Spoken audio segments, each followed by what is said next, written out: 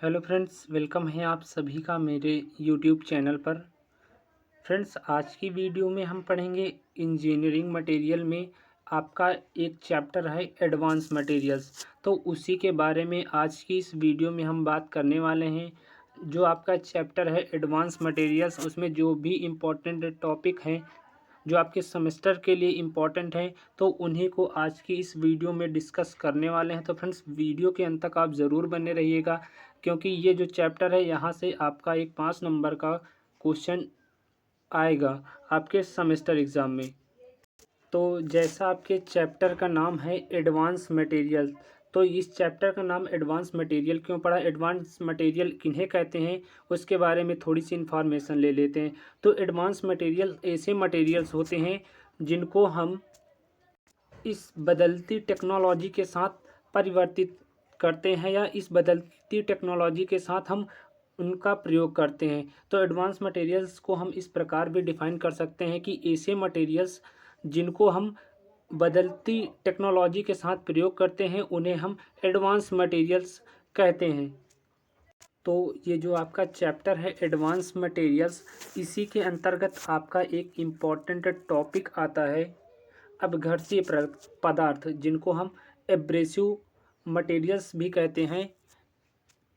तो ये जो टॉपिक है आपका एब्रेसिव मटेरियल्स यानी अपघर्षीय पदार्थ, ये क्वेश्चन आपकी सेमेस्टर एग्ज़ाम में 2008 में पूछा जा चुका है। तो काफ़ी इम्पोर्टेंट टॉपिक भी है आपका इस चैप्टर का। तो सबसे पहले इसके बारे में जान लेते हैं कि अपघर्षीय पदार्थ क्या होते हैं। इनके टाइप्स यहाँ पर दो प्रकार के होते हैं, एक होता है प्राकृतिक अपघर्षक, दूसरा आपका होता है कृत्रिम अपघर्षक। और आपके जो प्राकृतिक अपघर्षक होते हैं उनके कौन कौन से टाइप होते हैं, आपका जो कृत्रिम अपघर्षक होता है उसके कौन कौन से टाइप होते हैं। तो आप वीडियो के अंत तक बने रहेंगे तो आपको पूरी इन्फॉर्मेशन मिलेगी। तो यहाँ से आपके सेमेस्टर एग्ज़ाम में दो प्रकार के क्वेश्चन बन सकते हैं। पहला आपका जो क्वेश्चन होता है कि अपघर्षीय पदार्थ क्या होते हैं, उनके प्रकार लिखिए। दूसरा आपका क्वेश्चन यहीं से बन सकता है कि विभिन्न प्रकार के अपघर्षीय पदार्थों का विवरण दीजिए, या शॉर्ट नोट आपको लिखने को आ सकता है अपघर्षीय पदार्थ के। तो सबसे पहले हम जान लेते हैं कि अपघर्षीय पदार्थ होता क्या है उसके बारे में।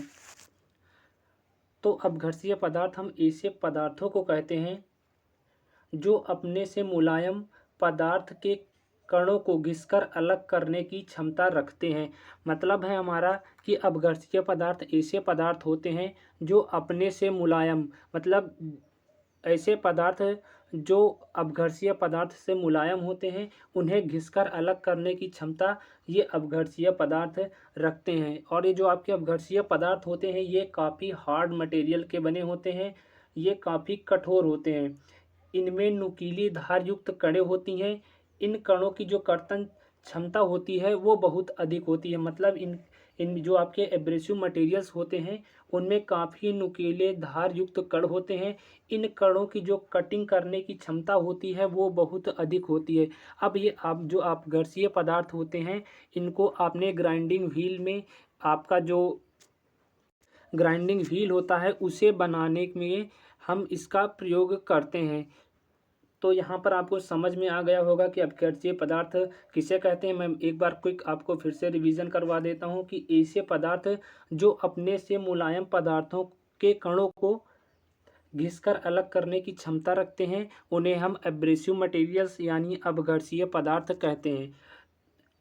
तो आपके अपघर्षीय जो पदार्थ होते हैं वो दो प्रकार के होते हैं, एक आपका होता है नेचुरल एब्रेसिव, दूसरा आपका होता है आर्टिफिशियल एब्रेसिव, या इसी को हम सिंथेटिक मटेरियल्स भी कहते हैं। सॉरी, इसको हम आर्टिफिशियल सिंथेटिक मटेरियल्स भी कह सकते हैं। अब जान लेते हैं कि जो हमारा प्राकृतिक अपघर्षक होता है वो क्या होता है। अब इसके बारे में जान लेते हैं कि प्राकृतिक अपघर्षक हमको कहाँ से मिलते हैं, या प्राकृतिक अपघर्षक हम किसे कहते हैं। तो ऐसे अपघर्षक जो सीधे चट्टानों या खानों से प्राप्त किए जाते हैं उन्हें हम प्राकृतिक अपघर्षक कहते हैं। मतलब है हमारा यहाँ पर कि ऐसे एब्रेसिव मटेरियल्स जिनको हम प्राकृतिक तरीके से प्राप्त करते हैं उन्हें हम प्राकृतिक अपघर्षक कहते हैं। अब देख लेते हैं आपका कृत्रिम अपघर्षक, उसके बाद हम पढ़ेंगे प्राकृतिक अपघर्षक कौन कौन से होते हैं और कृत्रिम अपघर्षक कौन कौन से होते हैं उसके बारे में। अब देखिए, जो आपका कृत्रिम अपघर्षक होता है, कृत्रिम मतलब जो मनुष्य के द्वारा बनाया जाए, और प्राकृतिक का क्या मतलब होता है कि जो हमें नेचर से प्राप्त हो, उसे हम प्राकृतिक कहते हैं। अब जो आपका कृत्रिम अपघर्षक होता है उसके बारे में जान लेते हैं।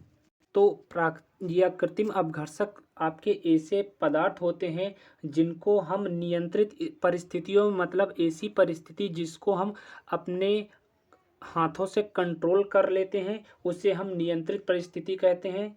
तो जो आपकी इसकी डेफिनेशन आप ये अपने एग्ज़ाम में लिखेंगे कि ऐसे अपघर्षक पदार्थ या ऐसे अब्रेसिव मटेरियल्स जो नियंत्रित परिस्थिति में, मतलब कंट्रोलिंग सिचुएशन में, विद्युत भट्ठी में उच्च तापक्रम पर रासायनिक प्रक्रिया द्वारा बनाए जाते हैं, उन्हें हम कृत्रिम अपघर्षक कहते हैं। मतलब हुआ हमारा इन लाइनों का कि कृत्रिम अपघर्षक हमारे ऐसे अपघर्षक पदार्थ होते हैं जो हमारी कंट्रोलिंग सिचुएशन में विद्युत भट्ठी में हाइयर टेम्परेचर पर केमिकल रिएक्शन, मतलब रासायनिक प्रक्रिया द्वारा बनाए जाते हैं, उन्हें हम कृत्रिम अपघर्षक कहते हैं। तो ये थे आपके प्राकृतिक अपघर्षक और कृत्रिम अपघर्षक। अब हम इन्हीं के टाइप्स के बारे में पढ़ लेते हैं कि प्राकृतिक अपघर्षक किस प्रकार के होते हैं और कृत्रिम अपघर्षक किस प्रकार के होते हैं। तो जो आपके नेचुरल एब्रेसिव होते हैं, प्राकृतिक अपघर्षक होते हैं, उसकी डेफिनेशन मैं एक बार जल्दी से फिर से रिपीट कर रहा हूँ कि ऐसे एब्रेसिव मटेरियल्स जो सीधे चट्टानों या खानों से प्राप्त किए जाते हैं, उन्हें हम प्राकृतिक अपघर्षक कहते हैं, नेचुरल एब्रेसिव कहते हैं। तो जो आपके प्राकृतिक अपघर्षक होते हैं वो मेनली पाँच होते हैं। पहला आपका होता है डायमंड, दूसरा आपका होता है कोरंडम, जिसको हम कुरंद्र के नाम से भी जानते हैं, कुरंद के नाम से जानते हैं। थर्ड आपका होता है एमरी, चौथा आपका होता है गार्नेट, पांचवा आपका होता है यहाँ पर क्वार्ट्ज और सैंडस्टोन। तो ये आपके नेचुरल एब्रेसिव के इतने प्रकार होते हैं। तो यहाँ से आपका क्वेश्चन आएगा कि विभिन्न अपघर्षीय पदार्थों का विवरण दीजिए। तो यहाँ पे तो आपका क्वेश्चन का मतलब हुआ कि आपको यहाँ पर अब जो आपके एब्रेसिव मटेरियल्स होते हैं उनके प्रकार लिखने हैं और उन्हीं प्रकारों के बारे में आपको एक्सप्लेन करना है। तो सबसे पहला आपका जो प्रकार है यहाँ पर डायमंड। डायमंड क्या होता है इसके बारे में अब पढ़ लेते हैं। तो जो आपका डायमंड होता है वह एक प्राकृतिक खनिज पदार्थ होता है। खनिज मतलब जिनको हम जमीन के अंदर से खोद कर निकालते हैं, उन्हें हम खनिज पदार्थ कहते हैं। तो यह एक ऐसा प्राकृतिक खनिज पदार्थ होता है जो शुद्ध कार्बन होता है। तो जो आपका हीरा होता है वो एकदम प्योर कार्बन होता है, जिसमें अशुद्धि की मात्रा एकदम नगण्य होती है, जिसमें आपकी अशुद्धि ना के बराबर होती है। इसका विशेष गुण अत्यधिक कठोरता है। जो आपका डायमंड का मेनली जो आपका विशेष गुण होता है इसका, वो होता है इसकी अत्यधिक कठोरता। ये काफ़ी कठोर होते हैं, काफ़ी सॉलिड होते हैं। यह अब तक जो आपके उपलब्ध पदार्थ हैं उनमें सबसे अधिक कठोर पदार्थ होते हैं, जिसकी कठोरता होती है 10 MOH। तो जो आपके डायमंड होते हैं उसकी कठोरता 10 MOH होती है। और जो आपका डायमंड होता है उसकी जो विशेषता होती है कि ये सबसे अत्यधिक कठोर मटेरियल्स होते हैं। अब पढ़ लेते हैं कोरंडम के बारे में कि कुरंद क्या होता है। कोरंडम को हम हिंदी में कुरंद्र के नाम से जानते हैं। तो जो आपका कोरंडम होता है वो आपका एल्यूमिनियम ऑक्साइड का एक प्राकृतिक स्वरूप होता है, जो रवे के रूप में उपलब्ध होता है। मतलब जो रवे से मतलब हमारा कि जो छोटे छोटे पार्ट्स के रूप में उपलब्ध होता है। और जो इसका हम मेनली उपयोग करते हैं उसे हम एब्रेसिव व्हील्स बनाने में करते हैं। मतलब हम इसका उपयोग करते हैं अपघर्षीय पहिया बनाने में। आपका नेक्स्ट टाइप आता है यहाँ पर एमरी। अब एमरी के बारे में जान लेते हैं कि एमरी क्या होता है। तो एमरी जो आपका होता है वो एक काले भूरे रंग का पदार्थ होता है, जो कि कोरंडम और मैग्नेटाइट का जो आपका फार्मूला होता है वो होता है Fe2O3। इसकी मैं डेफिनीशन एक बार फिर से रिपीट कर दे रहा हूँ कि आपको किस प्रकार से इसकी डेफिनीशन लिखनी है। तो एमरी जो होता है वो आपका एक काले भूरे रंग का पदार्थ होता है जो कोरंडम और काले मैग्नेटाइट का मिश्रण होता है। इसकी कठोरता भी बहुत अधिक होती है, लेकिन जो इसकी कठोरता होती है वो डायमंड से कम होती है और यह अपघर्षीय कपड़ा और कागज़ बनाने के काम में इसका प्रयोग किया जाता है। तो एमरी का हम प्रयोग करते हैं अपघर्षीय कपड़ा बनाने में और अपघर्षीय कागज़ बनाने में हम एमरी का प्रयोग कर लेते हैं। नेक्स्ट आपका पार्ट आता है गार्नेट। अब गार्नेट क्या होता है उसके बारे में पढ़ लेते हैं। तो जो आपका गार्नेट होता है फ्रेंड्स वो आपका सिलिकेट पदार्थों का मिश्रण होता है जिसकी कठोरता भी बहुत अच्छी होती है। इसका मुख्य उपयोग जो होते हैं अपघर्षी कपड़े या कागज़ के निर्माण में किया जाता है जिसका उपयोग हम पॉलिशिंग के लिए करते हैं।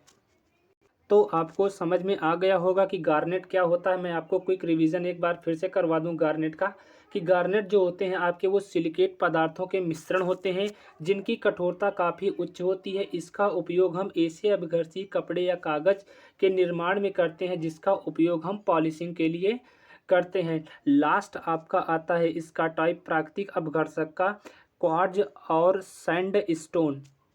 अब इसके बारे में पढ़ लेते हैं।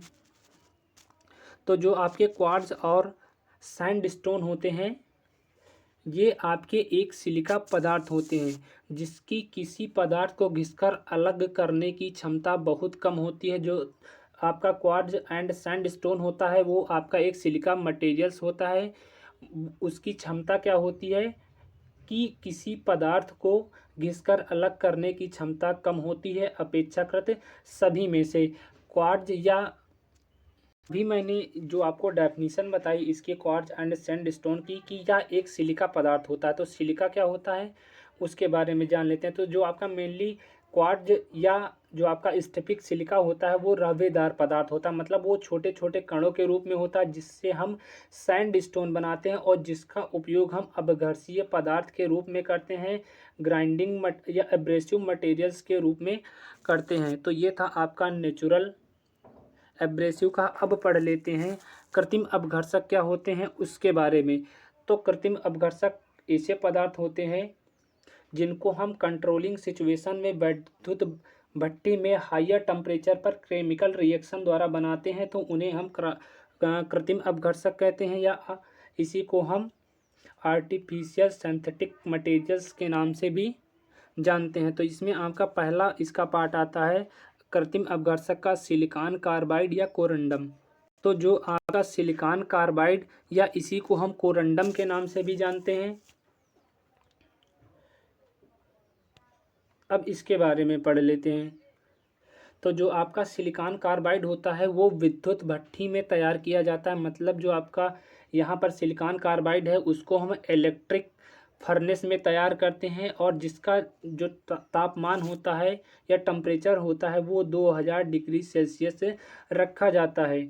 यह महीन बालू, कोक और लकड़ी के बुरादे के मिश्रण को 36 घंटे तक 2000 डिग्री सेल्सियस पर रखकर बनाया जाता है।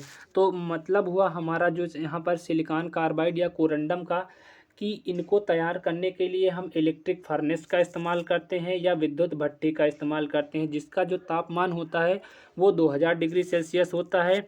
और इसमें क्या करते हैं कि हम महीन बालू के कण, कोक और लकड़ी के बुरादे को मिलाकर 36 घंटे के लिए 2000 डिग्री सेल्सियस तापमान पर रख देते हैं तो हमें सिलिकॉन कार्बाइड या कोरंडम की प्राप्ति हो जाती है। नेक्स्ट आपका इसका प्रकार आता है बोरान कार्बाइड जिसका आपका फार्मूला होता है B4C। अब इसके बारे में पढ़ लेते हैं। तो जो आपका बोरान कार्बाइड होता है और हाँ जो आपका सिलिकॉन कार्बाइड या कोरंडम होता है उसका प्रयोग हम किन पदार्थों को बनाने में करते हैं उसके बारे में जान लीजिए। तो इसका प्रयोग हम अपघर्षीय पहिया, अपघर्षीय पत्थर, क्रशर और कटिंग औजार बनाने में हम सिलिकॉन कार्बाइड का प्रयोग करते हैं। अब पढ़ लेते हैं बोरान कार्बाइड के बारे में जिसका फार्मूला यहाँ पर B4C होता है लिखा गया है। तो यह एक आपका कठोर अपघर्षीय पदार्थ होता है। जो आपका बोरान कार्बाइड होता है वो कठोर अपघर्षीय पदार्थ होता है जिसकी कठोरता हीरे से कम होती है। इसकी कठोरता होती है आपका जो इसकी कठोरता होती है वो होती है 9 MOH, और जो आपका हीरे की कठोरता होती है वो होती है 10 MOH। तो दोनों में कम डिफरेंस होता है, लेकिन आपका जो डायमंड होता है वो काफ़ी अत्यधिक कठोर पदार्थ माना जाता है। और जो आपका बोरान कार्बाइड होता है, इसको तैयार करने में कौन कौन सा प्रोसेस होता है उसके बारे में जान लेते हैं। तो इसमें हम मिलाते हैं बोरेक्स ऑक्साइड तथा जो हमारा कोक होता है उसके मिश्रण को मिलाकर वैद्युत भट्टी में या इलेक्ट्रिक फर्नेस में, जिसको हम कहते हैं वैद्युत भट्टी कहें या आप इसको इलेक्ट्रिक फर्नेस कहें, उसको हम 2700 डिग्री सेल्सियस पर रखकर तैयार कर लेते हैं। इससे ऐसे अपघर्षीय पदार्थ तैयार किए जाते हैं जो डाई तथा कर्तन औजारों को घिसकर एक निश्चित आकार प्रदान करने की क्षमता रखते हैं। तो ये था आपका आपका यहाँ पर बोरान कार्बाइड। अब पढ़ लेते हैं बोरान नाइट्राइड। तो जिसका आपका यहाँ पर फार्मूला होता है बोरान नाइट्राइड का B3N4 हम बोरान नाइट्राइड को कहते हैं। जो इसकी कठोरता होती है बोरान नाइट्राइड की वो आपकी लगभग हीरे के बराबर होती है। और यह जो आपका बोरान नाइट्राइड होता है उसको वैद्युत भट्टी में 1900 डिग्री सेल्सियस तापमान पर उच्च दाब पर रखकर तैयार किया जाता है। इसका मुख्य उपयोग जो करते हैं सिरेमिक्स टूल्स को बनाने में करते हैं। तो मतलब क्या था हमारा इस लाइन का, यहाँ पर बोरान नाइट्राइड क्या होता है जिसका फार्मूला भी मैंने बताया B3N4। इनका जो कठोरता होती है, इनका जो हार्डनेस का गुण होता है वो लगभग हीरे के बराबर होता है।